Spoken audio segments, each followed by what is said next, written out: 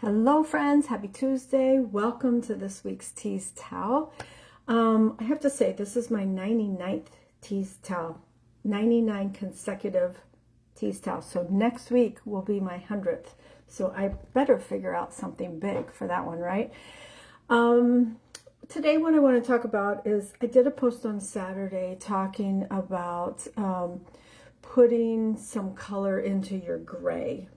And I want to elaborate on that because this time of the year when it's gray all the time, it kind of affects our mood, and there's circumstances in our life all the time that comes up, and I want to just talk a little bit more about strategies or putting some color into your gray. For those of you who know me know I love color, so this is an easy topic for me in talking about color because it makes me happy. It brings joy to my life. Color is significant in my life. And it's easy for all of us to have those days where everything feels gray. It doesn't feel black or white. It's just this dull, heavy, lifeless gray. And it doesn't always mean that something catastrophic has happened. It's just that spark is missing, that something or the weather or whatever is weighing down on us. And we've all been there. Life throws us challenges all the time. And sometimes it's even little things, a tough conversation or a mistake at work or just exhaustion that can pile up until our emotional landscapes feels like a cloudy sky. But the thing about gray is it's not permanent. There's things we can do about it. And we can pick up a brush and start adding some color. So how do we start to do this? One of the things is starting with gratitude. I think this is one of the most powerful things with this. When we're feeling gray, it's easy to focus on what's going wrong, what we don't have, what we are wishing for, what we're lacking, what's not going our way. And what if we flip the switch or flip the script and take a moment to pause and name one thing, just even something small that you're grateful for. It can be something big like your kids or your spouse or whatever, but it can also be something small like the smell of coffee in the morning or the fact that the sun happens to peek out for a little bit. Gratitude is like yellow in your day. If you guys know me, I love orange. It's like orange. It's like the sunshine. Gratitude can bring warmth and is a perfect foundation on which to build from. The second thing is to add love and connection into your life. Love is like a vibrant red into our emotional palette. When we reach out to others, whether it's in a text or a hug or simply somebody's presence, it adds depth and warmth to our life. So connection reminds us that even on the hardest days, we're not alone. So take that time to reach out to those that you love. The third one is embrace joy in the moment. Sometimes putting color in the gray is as simple as finding the one thing that makes you smile. And that sometimes can be hard when you're feeling gray, but maybe it's listening to your favorite song or stepping outside in the sun or even dancing in the kitchen as you make dinner. Joy doesn't have to be big or bold. You just have to find those little things that do bring you joy.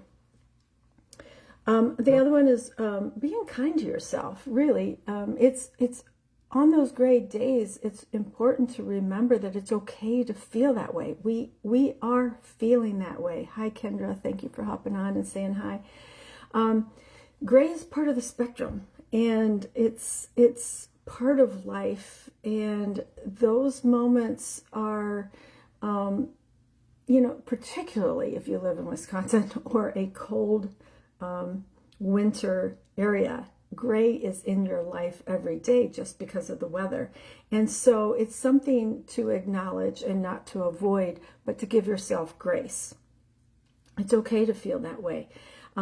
Give yourself that gentle, compassionate self-talk. I just heard a guy on one of the morning shows. He's a happiness guy. And he was talking about that you have to just, in those times when you're feeling gray, you have to talk kindly to yourself. Don't beat yourself up for it. Don't feel bad because you feel that way, but give yourself grace, and then do some gentle, compassionate self-talk. That's that soothing blue that brings calm and balance to your life. Part of the reason I'm talking about this is, as many of you know, Wade's been in the hospital. And the doctors came in and they said, so many times things are black and white, but there's also many times that it's gray, and you're gray. They didn't find the answers. We still don't have the answers. So life feels very, very gray right now.